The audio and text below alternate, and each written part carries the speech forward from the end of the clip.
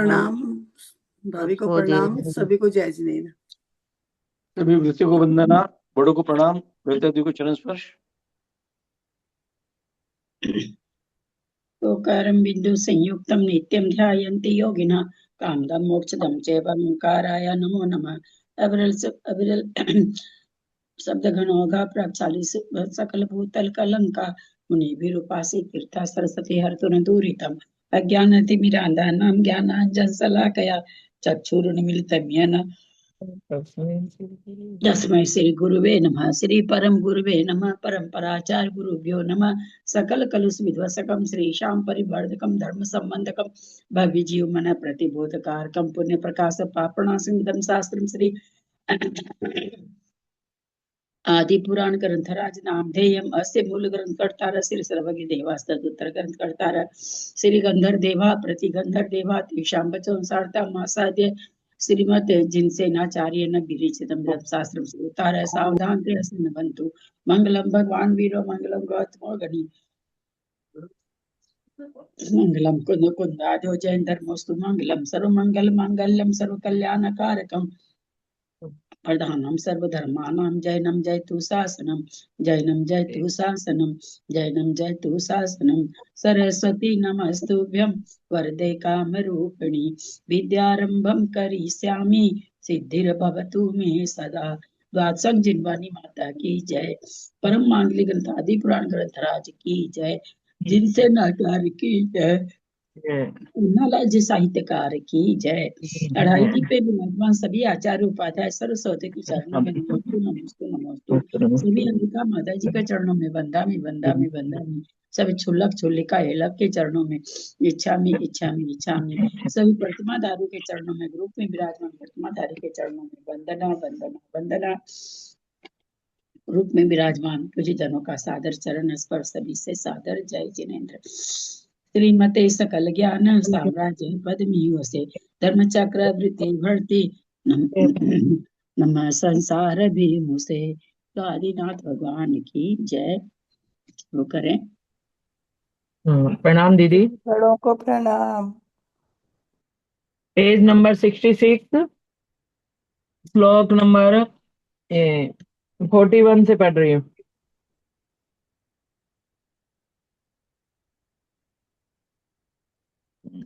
Page number वापस से बोलना ना। पेज नंबर 66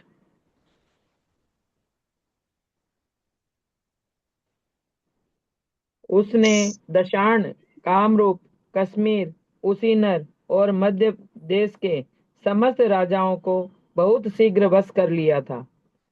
वहां के राजाओं ने जिसके मद के निर्जने झर रहे थे ऐसे पूर्व देश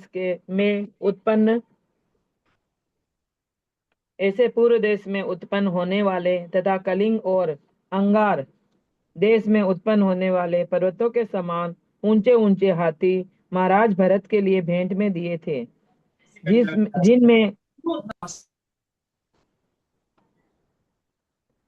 जिनमें हाथी उत्पन्न होते हैं ऐसे वनों में स्वामियों ने दिग्गजों के साथ स्पर्धा करने वाले दशार्णक वन में उत्पन्न हुए तथा चेदी और कक्कुश देश में उत्पन्न हुए हाथी महाराज के लिए प्रदान किए थे। उस समय भरतेश्वर को पृथ्वी पर जहां तहां अनेक रत्न भेंट में मिल रहे थे। इसीलिए ऐसा जान पड़ता था मानो गर्भिणी के समान पृथ्वी ने चक्रवर्ती की सेना के बोझ से उत्पन्न हुए दुस्सह क्षोभ को न सह सकने के कारण ही अनंत रत्न उत्पन्न हुए हो। हिमवान पर्वत के निचले भाग से लेकर वेभार और गोरथ पर्वत तक सब जगह भरत महाराज ने विजयी हाथी घूम रहे थे। सबको जीतने की इच्छा करने वाला भरत का सेनापति अपनी विजयी सेना के साथ साथ बंग अंग पुंड्र मगध मालव काशी और कौशल देशों में सब जगह घूमा था। भरत की संपत्ति से वह सेनापति कालिंद कालकूट भीलों के देश और मल्ल देश में भी पहुंचा था। उनकी सेना के हाथी सुमागवी, गंगा, गोमती, कपिवती और रथस्फा नदी को तैर कर जहां तहां घूम रहे थे। पूर्व दिशा के पास पास जाने वाले उनकी सेना के हाथी अत्यंत गहरी गंभीरा, कालतोया, कौशिकी, कालमही, ताम्रा, अरुणा और निचुरा आदि नदियों तथा लोहित्य समुद्र और कम्बुक नाम के बड़े बड़े सरोवर में घूमे थे। प्रणाम दीदी। अब आगे त्रिशला भाभी पढ़ेंगे। हाँ भाभी प्रणाम, मैं पढ़ रही हूँ।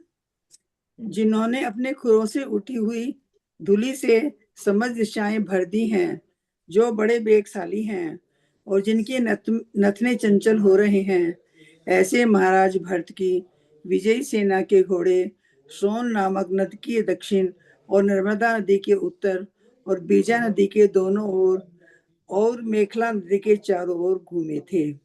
भरत के हाथियों ने उदुम्बरी, पंसा, तमसा, प्रमरसा, शुक्तिमती और यमुना नदी का पान किया था। चक्रवर्ती के घोड़ों ने पंपा सरोवर के जल को पार किया था तथा चेदी नाम के पर्वत को उल्लंघन कर चेदी नाम के देश को जीता था। सबको जीतने वाले भरत के विजयी हाथी ऋषिमुख पर्वत का उल्लंघन कर कोलाहल पर्वत तक जा पहुंचे थे और फिर माल्य पर्वत के पूर्व भाग के समीप भी जा पहुंचे थे।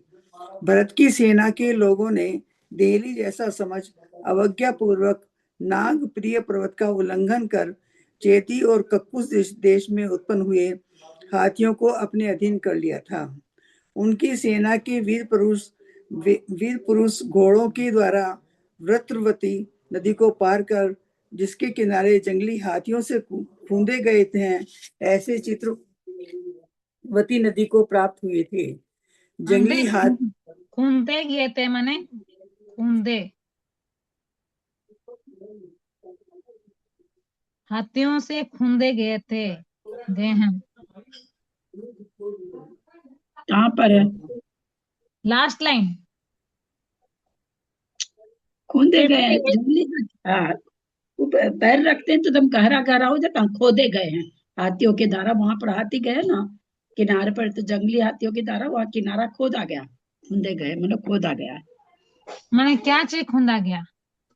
जमीन वहां की।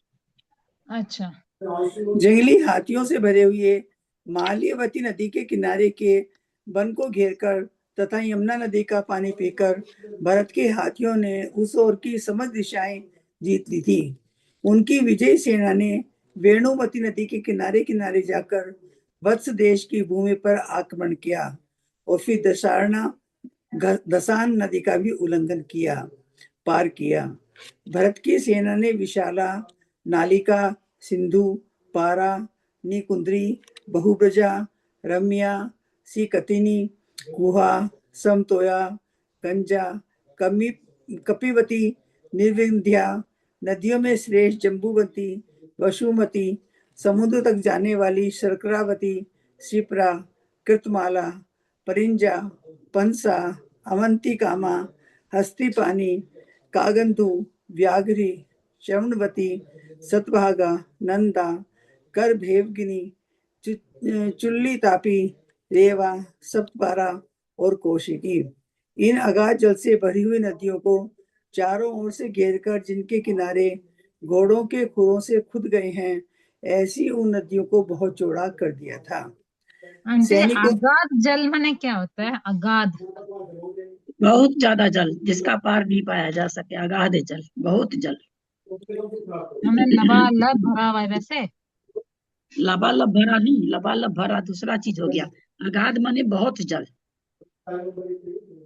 सैनिकों ने त्रिश्चिक नाम के पर्वतों को लांघकर बैटूरिया नाम का पर्वत जा गिरा और फिर कुटलाचल का उल्लंघन कर पारी यात्र नामक पर्वत को प्राप्त किया।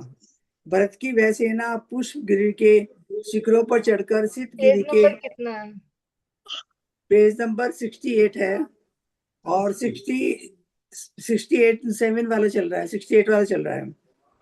और फिर दीदी ये समुद्र, नदियों और इन पे भी विजय प्राप्त करना होता है क्या? तो 6 खंड जीत रहे हैं तो भी मलय खंड में 28,000 नदियां हैं, तो जितनी तो पड़ेगी ना। तो नदियों का भी कोई मालिक रहता है क्या जो उनको जीतेंगे? अब तुम्हारे शहर में जो नदी है उसमें आके हरियाणा वाला ले ले तो दोगी क्या? सबकी निधि सबकी अपनी अपनी होती है, अपने अपने क्षेत्र में जो बहती है तो उसका मालिक तो वही होता है ना। अच्छा। फिर वहां से चलकर उसने गदा नामक पर्वत के लता ग्रोह में प्रवेश किया। भरत के सैनिकों ने वृक्षवान पर्वत की गुफाओं के साथ साथ बाजपृष्ठ पर्वत की गुफाओं का आश्रय लिया और फिर वहां से चलकर कंबल नामक पर्वत के किनारों पर आश्रय प्राप्त किया। वे सैनिक पार्श्वंत नाम के महापर्वत का उल्लंघन कर असुर धूपर्ण नामक पर्वत पर ठहरे और फिर वहां से चलकर मदेव आनंद और रेमिक पर्वत पर जा पहुंचे। सेना के लोग उन देशों को शत्रु रहित समझकर अपने हाथियों के द्वारा वन के प्रदेशों में हाथी पकड़ते हुए जहां तहां घूम रहे थे। जो नदियां दुस्तर अर्थात कठिनाई से तैरने योग्य थी, वे ही नदियां सैनिकों के द्वारा उपभुक्त होने पर सुतुर अर्थात सुख से तैरने योग्य हो गई थी। इसी प्रकार जो पर्वत बुरारोह अर्थात कठिनाई से चलने योग्य थे, वे ही पर्वत सैनिकों के द्वारा शिखरों के चूर्ण हो जाने से स्वारोह अर्थात सुखपूर्वक चढ़ने योग्य हो गए थे। देश, उनकी सीमाएं और देशों के राजा लोग सम्राट भरतेश्वर को फल प्रदान करने के लिए ही उत्पन्न हुए थे तथा बदले में भरत ने भी उन्हें अनेक फलों से युक्त किया था। भावार्थ, सम्राट भरत जहां जहां जाते थे वहां वहां के लोग उन्हें अनेक प्रकार के उपहार दिया करते थे और भरत भी उनके लिए अनेक प्रकार की सुविधाएं प्रदान करते थे। जो राजा लोग उप समुद्र के उस पार रहते थे अथवा उप समुद्र के भीतर द्वीपों में रहते थे, उन सबको बलवान भरत नदी ने उपसमुद्र माने मतलब उपसमुद्र, हाँ, उपसमुद्र माने छोटा समुद्र। उप समुद्र, हाँ, बड़े से छोटा उप समुद्र उसी को कहेंगे, छोटा। भरत ने सेना के द्वारा अपने बस में किया था तथा वन में उत्पन्न होने वाले हाथियों को पकड़ पकड़ कर उनका पोषण किया था। महाराज भरत ने उन राजाओं से अपनी इच्छा अनुसार अनेक प्रकार के रत्न लेकर संतुष्ट हो अपनी आज्ञा से उनके स्थानों पर उन्हीं को फिर से विराजमान किया था। जो बड़े बड़े किले पहाड़ के भाभी हो ऊपर गया, थे। हो हाँ गया सॉरी, भाभी हो गया। आपका। हाँ हाँ हाँ, भाभी प्रणाम, हो गया। हाँ, मंजू भेज मंजू दीजिए। जी दिल्ली पढ़ेंगे। जय जिनेन्द्र सबको। जो बड़े बड़े किले पहाड़ों के ऊपर थे, दीदी वो क्या करिए पेज क्या? Page page number number 69। Okay 69। जो बड़े बड़े किले पहाड़ों के ऊपर थे और जो जमीन के नीचे बने हुए थे, वे सब सेना के द्वारा घिरकर भरत के वशीभूत हो गए थे। सो ठीक ही है, क्योंकि महापुरुषों को क्या असाध्य है। इस प्रकार भरत ने पूर्व दिशा के समस्त राजाओं को जीतकर दक्षिण दिशा के राजाओं को जीतने की इच्छा से उस पृथ्वी के मध्य भाग से दक्षिण दिशा की ओर प्रस्थान किया। उत्कृष्ट सेनापति सहित विजयी भरत की सेना जहां जहां जाती थी, वहां वहां के राजा लोग सामंतों सहित मस्तक झुका झुकाकर उन्हें नमस्कार करते थे। दक्षिण में भरत ने त्रिकलिंग, ओद्र, कच्छ, प्रातर, केरल, चैर और पुन्नाग देशों के सब राजाओं को जीता था तथा कूट, औलिक, महिष, कमेकुर, पांडे और अंतर पांड्य देश के राजाओं को दंड रत्न के द्वारा अपने वशीभूत किया था। सम्राट भरत ने उन सब राजाओं को शीघ्र ही जीतकर उनसे अपने चरणों में प्रणाम कराया और उनके सारभूत रत्न लेकर परम आनंद प्राप्त किया। चक्रवर्ती की आज्ञा धारण करता हुआ सेनापति भी कालिंगक। दीदी सारभूत रत्न माने क्या होता है? सारभूत जो क्या बोले? अच्छे सारभूत क्या क्या पूछ रहे हैं? सारभूत रत्न लेकर परम आनंद प्राप्त किया। सारभूत रत्न। सारभूत रत्न माने सब सबका सार, सबसे अच्छा रत्न लेकर के, है ना। सार रत्न तो बहुत तरह के होते हैं ना। एक होता है कि सबसे उत्कृष्ट रत्न होता है सारभूत रत्न। जैसे पूरा ग्रंथ पढ़े, अब पूरा ग्रंथ पढ़ के कहे क्या कहें कि भाई इस ग्रंथ में सारभूत ये बातें थी, है ना, उसका संक्षेप करके सार बताना। तो वैसे रत्नों में सार यानी रत्नों में उत्कृष्ट। ठीक। जरा प्लीज प्लीज पेज वगैरह बता दो जरा।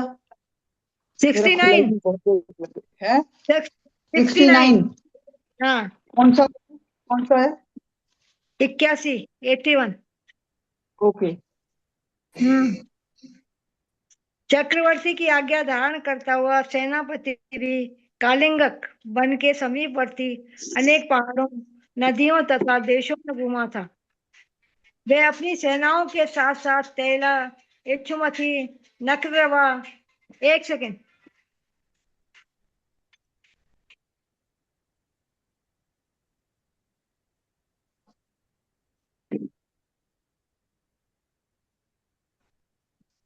इच्छुमती, नकरवा, वंगा और ससना आदि महानदियों को प्राप्त हुआ था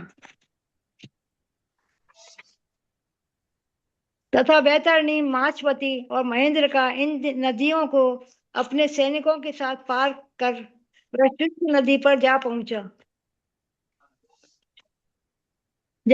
था। सप्त गोदावर को पार कर पवित्र गोदावरी को देखता हुआ वह पवित्र हृदय वाला सेनापति मानस सरोवर को पाकर बहुत प्रसन्न हुआ। तदनंतर उसने सेनाओं के साथ साथ आंटी जी, ये क्या होता है आंटी जी? सप्त गोदावर को पार कर पवित्र गोदावरी को देखता हुआ। क्या बोल रहे हैं? सप्त गोदावर को पार कर पवित्र गोदावरी को देखता हुआ। कहाँ पर है? 85। बताइए, उसको बारे में बताया। सप्त गोदावरी को पार सप्त कर गोदावर को पवित्र गोदावरी को देखता। सप्त गोदावरी को ये होगा कि या तो कोई पर्वत हो सकता है या नदी हो सकती है, और क्या होगा? या नदी और पर्वत दो ही चीज का तो यहाँ कथन चल रहा है ना।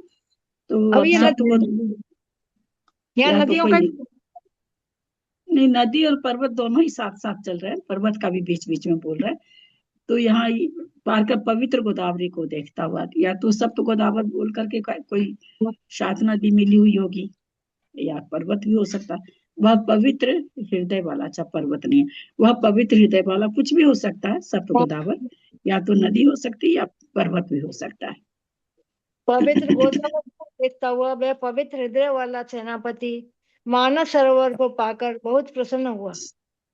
तदनंतर उसने सब सेनाओं के साथ साथ सुप्रयोगा नदी को पार कर कृष्ण बेगा, सन्नीरा और प्रवेणी नाम की नदी को पार किया तथा कुब्जा, धैर्या, चूर्णी, वेणा, सुकरिका और अंबरना नदी को देखते हुए उसने दक्षिण दिशा के राजाओं को चक्रवर्ती की आज्ञा सुनाई। फिर महेंद्र पर्वत को उल्लंघन कर विंध्याचल के समीप पड़ती प्रदेशों को जीतता हुआ नाग पर्वत पर चढ़कर वे सेनापति मलय पर्वत पर गए।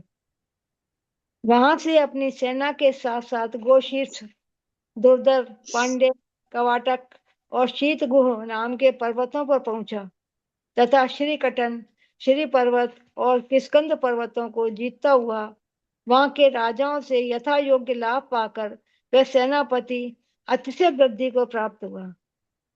प्रकट रूप से धारण किए हुए आडंबरों से जिनका वेश विकट तथा सूरवीरता को उत्पन्न करने वाला है, जिन्हें हल्दी, तांबूल और अंजन बहुत प्रिय है तथा प्रायः कर जिनके यशी धन है, ऐसे कर्नाटक देश के राजाओं को जो कठिन प्रहार करने में सिद्धहस्त हैं, जो बड़े कृपण हैं और जो केवल शरीर की अपेक्षा ही पाषाण के समान कठोर नहीं है, किंतु हृदय की अपेक्षा भी पाषाण के समान कठोर हैं, ऐसे आंध्र देश के राजाओं को जिनके प्राय हाथियों की सेना है और जो कला कौशल फिर रूप यहाँ से पर आंध्र देश माने अपना यहाँ पर इंडिया में जो आंध्र प्रदेश है वो। अब ये तो मैं नहीं बता सकती वो कहाँ से होगा, बोलिए, है ना, वो कहाँ से होगा। तो ये तो भारत मतलब जो आर्यखंड में ये तो एक मतलब अलग एक आर्यखंड है ना, ये तो ये तो मतलब ये जैसे आर्यखंड से तो निकल निकल चुके हैं ना। आर्यखंड से इतनी नदियां पार करके तो मलेशिया खंड में जा चुके हैं। आर्यखंड की बात अभी कहाँ आ रही है, इतना अच्छा नदी ये तो पर्वत मिलेज खंड कितना है ये कितना सब, पार कर चुके हैं ये तो मिलेज खंड है। अब मलेच खंड की क्या, ऐसा अभी कुछ आया नहीं, आगे आगे आएगा शायद मलेच खंड बोल करके। ऐसे आर्य देश के राजाओं को जिनके प्राय हाथियों की सेना है और जो कला कौशल रूप धन से सहित हैं, ऐसे कलिंग देश के राजाओं को जो प्राय कलिंग देश के समान है, मूर्ख हैं और ये लड़ने वाले कलिंग देश की एक जगह वर्णन आया हुआ है आंटी जी, हैं। जो कलिंग देश का मतलब प्रतिमा मतलब लेकर आया गया हुआ है, सुन क्या बोलते हैं वो खंडगिरी उदयगिरी में है ना, कलिंग देश का राजा का जो कहीं प्रतिमा कुछ बोल रहे थे वहां पर, इसीलिए पूछ रही हूँ। कलिंग देश का वर्णन आया था एक बार, वो पुजारी लोग बोल रहे थे वहां पर प्रतिमा वहां से लेकर आया गया, मतलब खंडगिरी उदयगिरी में प्रतिमा जो है कलिंग देश का राजा के द्वारा मतलब वहां पर विराजमान है हाँ हाँ, प्रतिमा। कलिंग का बोलते हैं ना, क्या खारवेल, खारवेल है तो सही, वो खारवेल का बोलते तो हार्बल है। हम्म। वही हो गया ना, उड़ीसा में तो है मतलब खंडगिरी उदयगिरी तो बगल में ही आंध्र है, तो इसमें आंध्र प्रदेश भी बोल दिया, यहाँ पर कलिंग देश भी बोल दिए। तो इतना ऐसा थोड़ी होगा कलिंग देश भाई, ना इतना सा ही नहीं थोड़ी होगा, पूछना है एक बार जितना सा भी जो, उड़ीसा है उतना थोड़ी होगा। नहीं हम पूछ रहे हैं आंटी जी से, ये लगता है वैसे दीदी ही क्या उधर का ही वर्णन है, क्योंकि नीचे केरल देश का भी आ रहा है सारा वर्णन, तो यही इधर का ही आ रहा है सारा, तो वो पहले पूरा था, अब बंट गया छोटे छोटे राज्यों में। तो तो बहुत बड़ा था।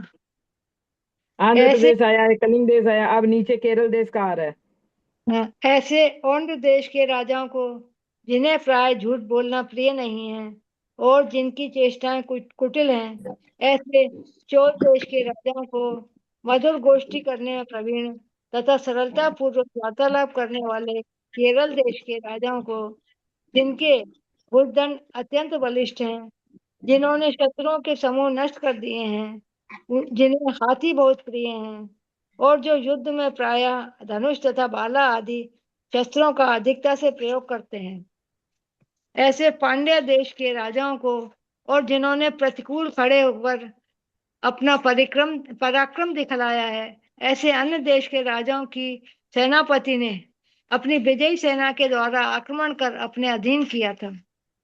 उन राजाओं ने सेनापति का सत्कार कर तथा वह सहित कुछ भेंट देकर जिन्होंने उनका भविष्यत काल अर्थात आगे राजा बनने रहने और देना स्वीकार कर लिया है, ऐसे चक्रवर्ती को दूर से ही प्रणाम किया था।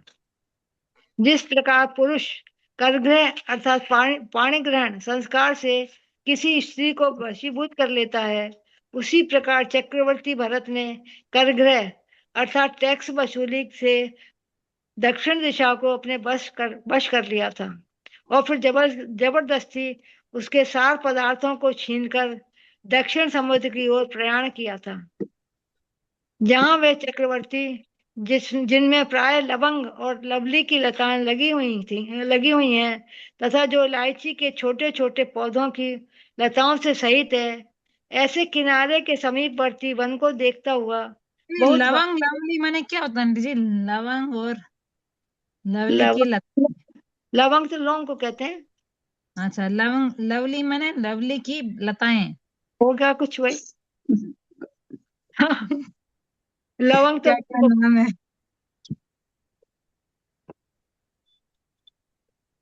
लवंग लवली, वही लवली की लताएं और इलायची, लवली की लताएं माने कौन सा हुआ आंटी जी? कुछ होता होगा लवली। अब वो जो जो चीज अब हम लोगों को देखने ही नहीं मिली उसके बारे में क्या बताया जाए, बोलिए। अब लौंग देखे हैं तो जान गए, इलायची देखे हैं तो जान गए। लवली भी कुछ उसी तरह का मसाला होता होगा, अब उसका हो सकता कोई दूसरा नाम हो गया होगा, ऐसा भी संभव है। सुने ही नहीं लवली, तो कुछ होता होगा, कोई तरह का मसाला उसी तरह का होना चाहिए। ऐसे किनारे के सभी बढ़तीपन को देखता हुआ बहुत भारी संतोष को प्राप्त हुआ था, जो तालाबों के जल को हिला रहा है, जिसमें इलायची की सुगंधी मिली हुई है और जो सौम्य है। ऐसे किनारे के वन की वायु उस चक्रवर्ती की सेवा कर रही थी। जय जिनेन्द्र सबको। हो गया मेरा। सरिता जी चेन्नई पढ़े।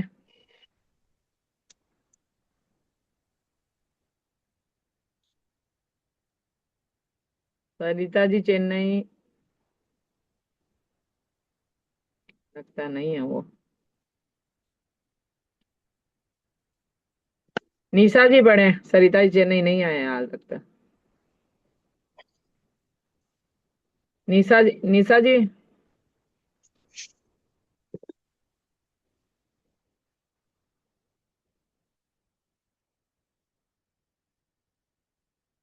निशा जी, निशा जी पढ़िए। म्यूट है आप, वीडियो भी बंद नहीं है तो सही वो।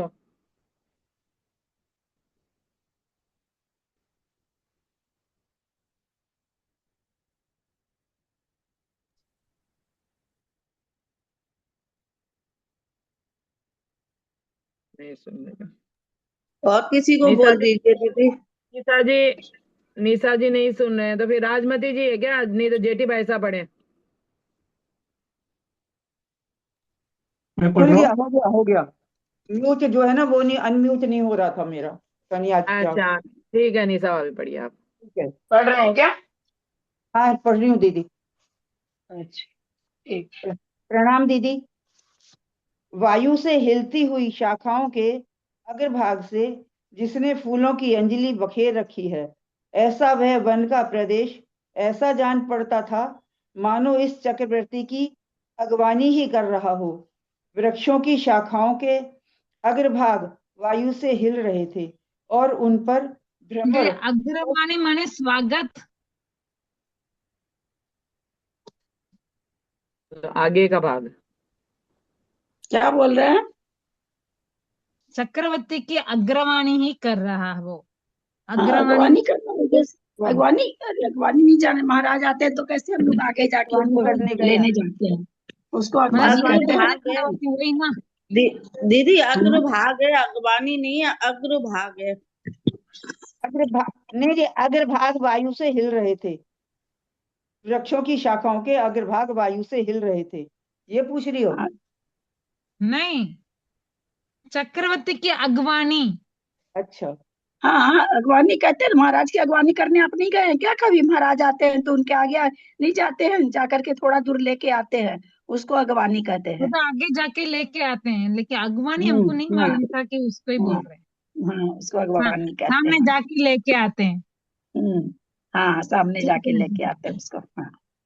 उन ठीक पर है। भ्रमर उन पर भ्रमर स्पष्ट शब्द कर रहे थे, जिससे ऐसा जान पड़ता था मानो वे वृक्ष हाथ हिला हिलाकर भ्रमरों के शब्दों के बहाने पुकार पुकार कर विश्राम करने के लिए भरत के सैनिकों को बुला ही रहे हों।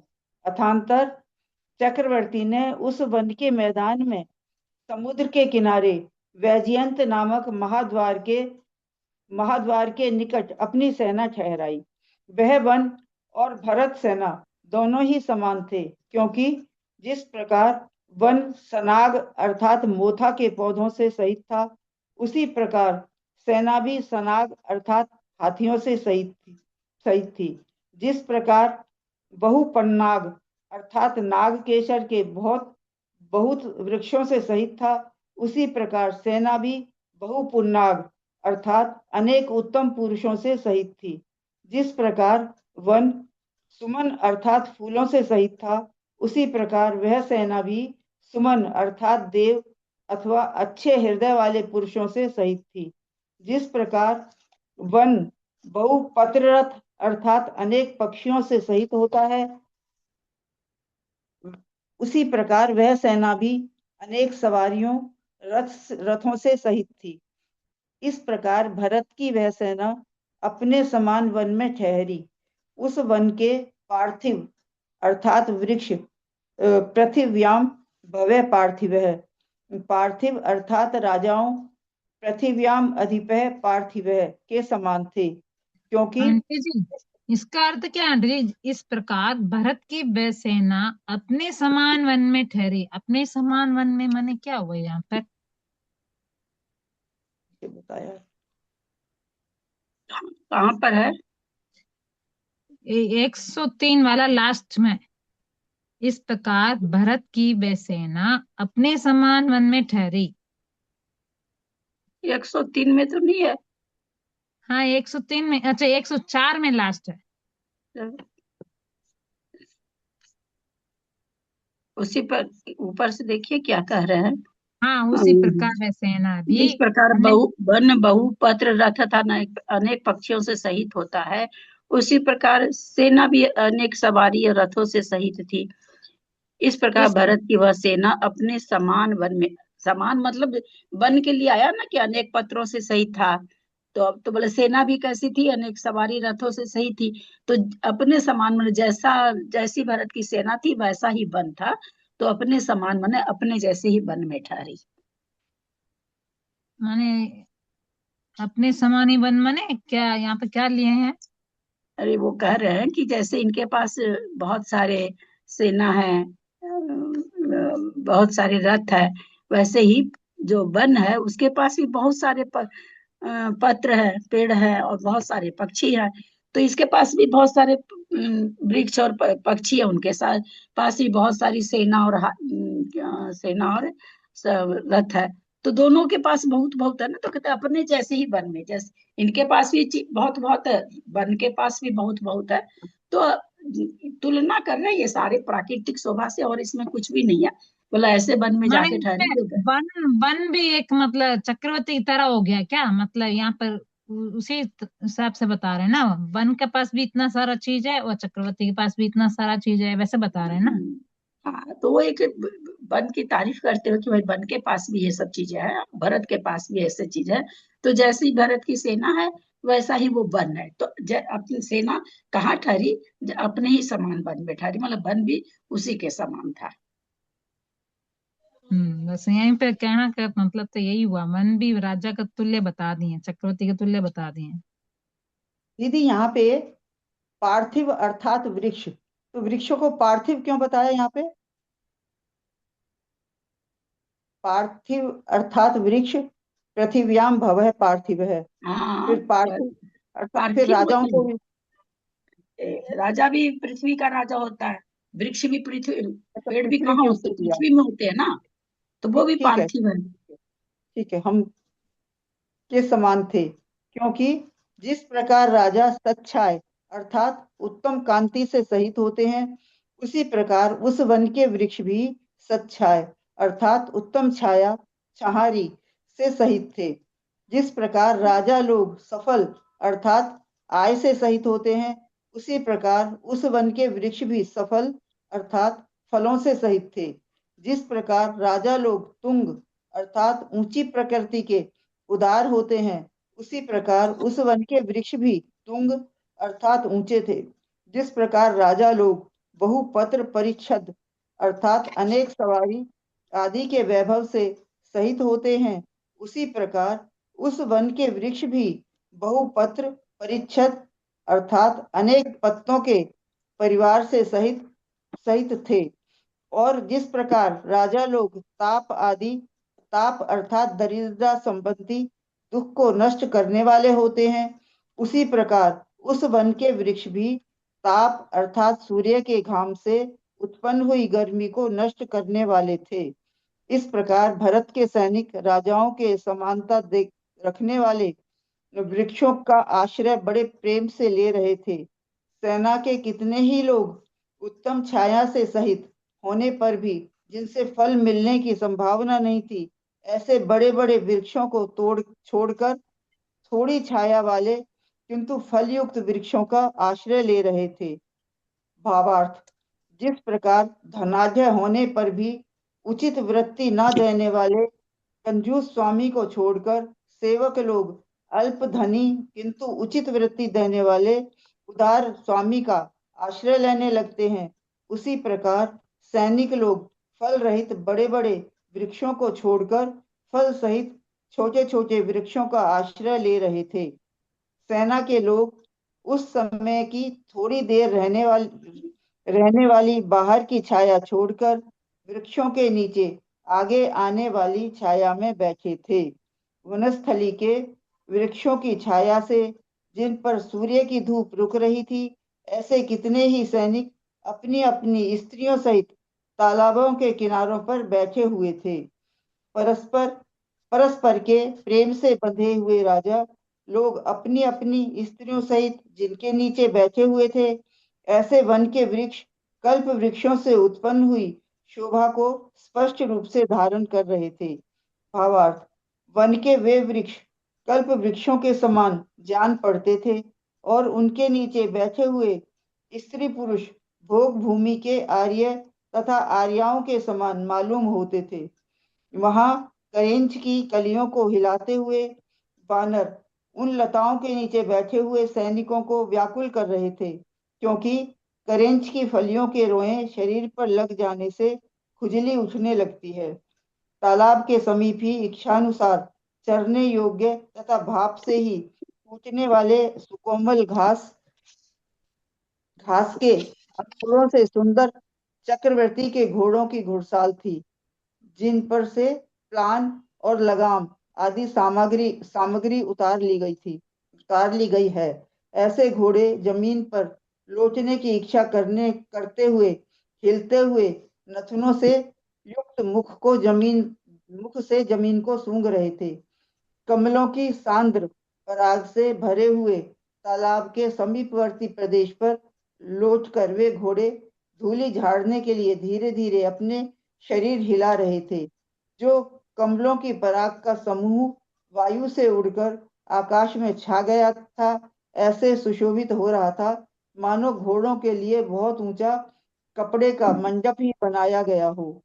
बड़े बड़े घोड़े पृथ्वी को राजस्वला अर्थात धूलि से युक्त पक्ष में रजोधर्म से युक्त देखकर गिलानी करते हुए से उठे और शीघ्र ही सरोवरों के जल में घुस गए। कमल की केसर से भरे हुए जल में प्रविष्ट हुए घोड़ों का अंगराग शोभा के लिए शरीर पर लगाया हुआ एक प्रकार का लेप यद्यपि धुल गया था, तथापि उन्होंने कमलों के पराग से अपने उस अंगराग को पुनः प्राप्त कर लिया था। भावार्थ, कमलों की केसर से भरे हुए उस पानी में स्नान करने से उनके शरीर पर जो कमलों के केसर की छोटे छोटे कण लग गए थे, उनके अंगराग की कमी नहीं मालूम होती थी। सरोवरों में घुसकर स्नान करने से जिनका सब परिश्रम दूर हो गया है और जिन्होंने इच्छानुसार जल पी लिया है, ऐसे घोड़े कपड़े के बड़े बड़े मंडपों में कुछ कुछ नेत्र बंद किए हुए खड़े थे। ऊंचे ऊंचे शरीरों से सुशोभित होने वाले महाराज भरत के हाथियों के डेरे नारियल और ताड़ वृक्षों के वनों में बनाए गए थे, जो कि सर्वथा उचित थे। जो वन की भूमि ऊपर से पड़ते हुए नारियलों के समूह से ऊंची नीची हो रही थी, वही नारियलों के एक ओर हटा देने से हाथियों के योग्य स्थान बन गई थी, जिन्हें बहुत प्यास लगी थी तथा जो वमथु अर्थात सूंड से निकाले हुए जल के छींटों से अपना परिश्रम प्रकट कर रहे थे, ऐसे हाथियों को महावत लोग पानी पिलाने के लिए तालाबों पर ले गए थे। जो धीरे धीरे चलते हुए मार्ग में उत्पन्न हुए परिश्रम को प्रकट कर रहे थे, ऐसे हाथियों को महावत लोग नहलाने के लिए तालाबों पर ले गए थे। कोई नवीन पकड़ा हुआ हाथी बार बार प्रेरित होने पर भी कमलिनी के पत्तों से ढके हुए जल में समुद्र की आशंका से प्रवेश नहीं करना चाहता था। बहुत दिन का पकड़ा हुआ भी कोई हाथी अपनी इच्छानुसार खाने योग्य नवीन पत्तों वाले वनों को देखता हुआ विलक्षण रीति से उत्कंठित हो रहा था। कितने ही हाथियों ने इच्छानुसार ना तो पानी ही पिया था और ना ग्रास ही उठाए थे। वे केवल वन के संभोग से उत्पन्न सुखों को स्मरण कर रहे थे, जिनकी सूंड ऊंची उठी हुई है और जिनके बगल में स्वर्ण की मालाएं दैदीप्यमान हो रही हैं। ऐसे हाथियों को महावत लोग सरोवरों पर ले जा रहे थे। उस समय वे हाथी ऐसे जान पड़ते थे मानो अजगर सहित नील पर्वत ही हो अथवा बिजली सहित वेग ही हो गया ना मेरा। हाँ, जेठी भाई साहब पढ़िए। प्रणाम दीदी। जो जंगली हाथी के मद की गंध को धारण करने वाले वायु से कुपित हो रहा है, ऐसे किसी हाथी को उसका महावत बड़ी कठिनाई से जल के समीप ले जा सका था। अचानक कुपित हुआ कोई हाथी अपने सिर को तिरछा हिला रहा था। वह अंकुश के वश भी नहीं होता था और महावत को खेद खिन्न कर रहा था। जंगली हाथी के संभोग से जिसमें मद की वास फैल रही है, ऐसी हथिनी को जिस प्रकार कोई मदोन्मत्त हाथी नहीं चाहता है, उसी प्रकार जिसमें जंगली हाथियों की क्रीड़ा से मद की गंध मिली हुई है, ऐसी सरोवरी में कोई मदोन्मत्त हाथी प्रवेश नहीं करना चाहता था। जिस पानी को पहले वन के हाथी भी पी चुके थे और इसलिए जो मद की गंध से भरा हुआ था, ऐसे पानी को सेना के हाथियों ने नहीं पिया था। वे केवल सूंड से सुन कर उसे उछाल रहे थे। जिन हाथियों ने तालाब का पानी पिया था, उन्होंने अपना मद बहा बहा कर तालाब का वो पानी बढ़ा दिया था। सो ठीक ही है, क्योंकि जो उन्नत अर्थात बड़े होते हैं, वे इसकी व्यर्थ ही धन लेने की इच्छा नहीं करते हैं। कोई मदोन्मत्त हाथी यद्यपि सूंड ऊपर उठाकर तालाब के मध्य भाग में डूबा हुआ था, तथापि आकाश में उड़कर शब्द करते हुए भ्रमरों से वह यहाँ है इस प्रकार साफ समझ पड़ता था। जो पानी पी चुका है और जिसकी गर्जना मेघों के साथ स्पर्धा कर रही है, ऐसा कोई मदोन्मत्त हाथी अपने कुरले के जल की तेज फटकार से कपोलों की खुजली शांत कर रहा था। कितने ही हाथी सूंड आंटी ऊंची जी, इधर कुरले के जल की तेज, कुरले कुल्ला, की माने कुरले हाँ कुल्ला, वो मुंह से फेंक रहे थे ना पानी जो भर लिए थे सूर से, उसको जहाँ कस के फेंकते होंगे तो जहाँ खुजली आती होगी तो पानी की चोट से उसकी खुजली मिट रही होगी। कुरला मतलब कुल्ला, जो अपने लोग कुल्ला करते हैं। अच्छा, माने मुंह में कितने ले पानी घेरना। सूर में, हाँ सूर में लेकर के। तेज फटकार से कपोलों की खुजली। कितने ही हाथी सूंड ऊंची उठाकर सु शब्द करते हुए ऊपर को पानी छोड़ रहे थे। उस समय आकाश की ओर उछलता हुआ वो पानी ठीक स्फटिक मणि के बने हुए दंडे की शोभा धारण कर रहा था। पानी में प्रवेश करने से जिसका सब परिश्रम दूर हो गया है, ना, ऐसे दंडे की शोभा माने क्या हुआ आंटी जी? दंडे की शोभा धारण कर रहा था। हाँ, स्फटिक मणि के बने हुए दंडे की शोभा धारण कर रहा था। कहाँ पर है? इसी 133। 133। हाँ, 75 पेज के ऊपर गई लाइन। नीचे उठाकर सुसु शब्द करते पानी को ऊपर छोड़ रहे थे। उस समय वो जो पानी छोड़ रहे थे ना ऊपर, उसके लिए कह रहे हाँ, कि स्फटिक मणि का बना हुआ जैसे कोई डंडा हो, ऐसी वो छोड़ा हुआ पानी सूर से जो पानी छोड़ रहे थे ऊपर, तो धारी बनती है ना पानी की, डंडा के अच्छा जैसे बन जाता है। तो उसके लिए कह रहे हैं कि वो कैसा सुंदर लग रहा था, जैसे स्फटिक मणि का डंडा बना हुआ हो। अच्छा, पानी माने एक लकड़ी ज्यादा जैसे खड़ा हो, जैसे पानी मतलब सफेद रंग की लकड़ी खड़ा, जैसे दंड माने लकड़ी जैसे है ना, खंबा टाइप अरे का। वो सीधे ऐसे पानी ऊपर उछाल रहा है तो हाँ लंबा पानी लकड़ी के जैसे नहीं लगता, लाठी ऐसे हाँ खड़ी हो, बस वही उतना ही तो हाँ, बता रहे हैं। ठीक। पानी में प्रवेश करने से जिनका सब परिश्रम दूर हो गया है, ऐसे कितने ही हाथी लीला पूर्वक मृणाल के टुकड़े खाकर संतोष धारण कर रहे थे। कितने ही हाथी अपने दांतों के अग्रभाग पर रखे हुए मृणालों से ऐसे सुशोभित हो रहे थे मानो निरंतर पानी के सींचने से उनके दांत ही अंकुरित हो उठे हो। मद से अत्यंत उन्मत्त हुआ कोई हाथी अपनी सूंड से ऊपर उठाए हुए मृणाल को बांधने की साकल समझकर उसे दोहरी कर महावत को दे रहा था।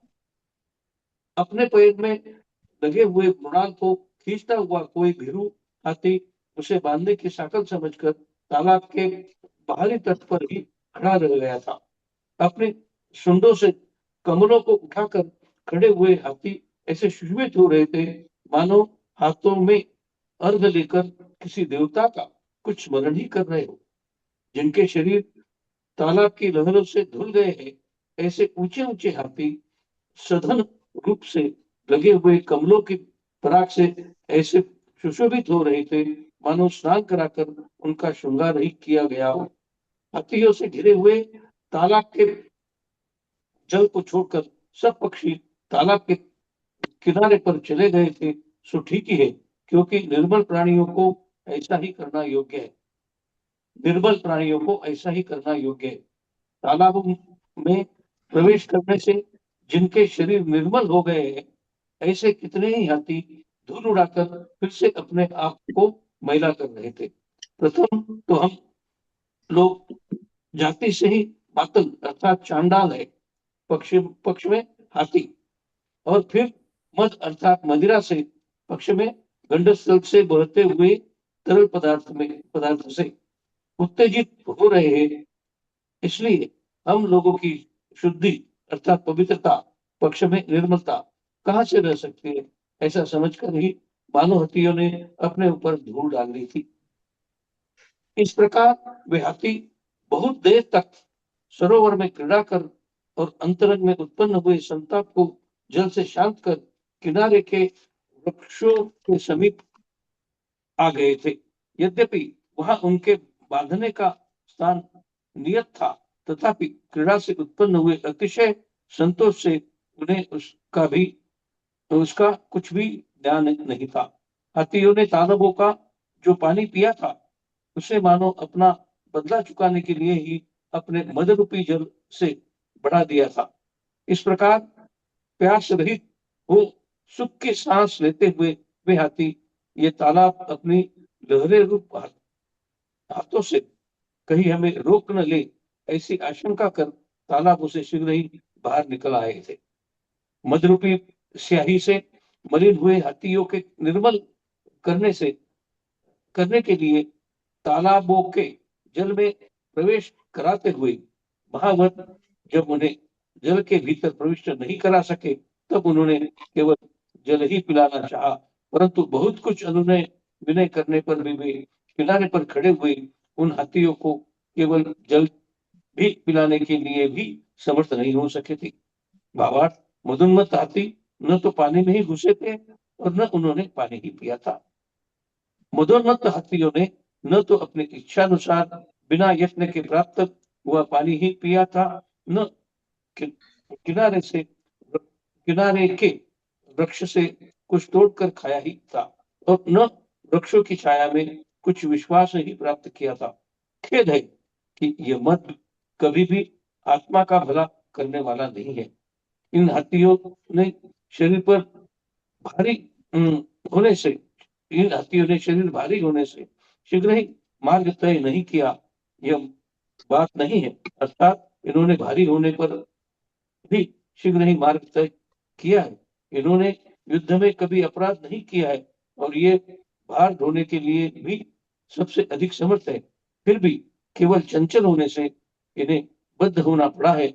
इसलिए इस चंचलता को ही धिक्कार हो। तुम लोग इस प्रकार बिना अपराध के हम लोगों को क्यों बांध रहे हो?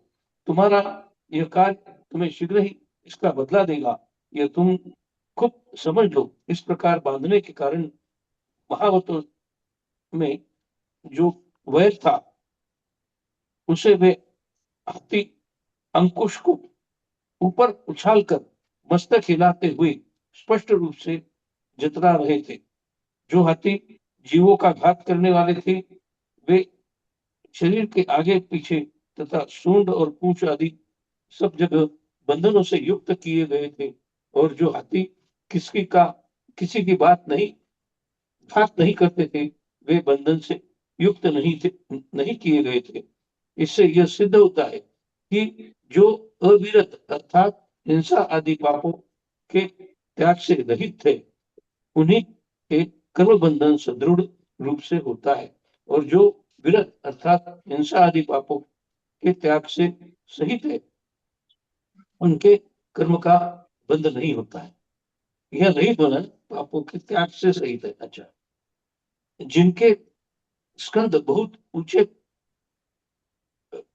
गए हैं, ऐसे वन के वृक्षों में ही सेना के ऊंचे ऊंचे हाथी बांधे गए थे, सो ठीक ही है, क्योंकि महापुरुषों के धारण करने के लिए जिसकी स्वशक्ति नष्ट हुई है, ऐसे बहुत बड़ा ही आश्रय चाहिए।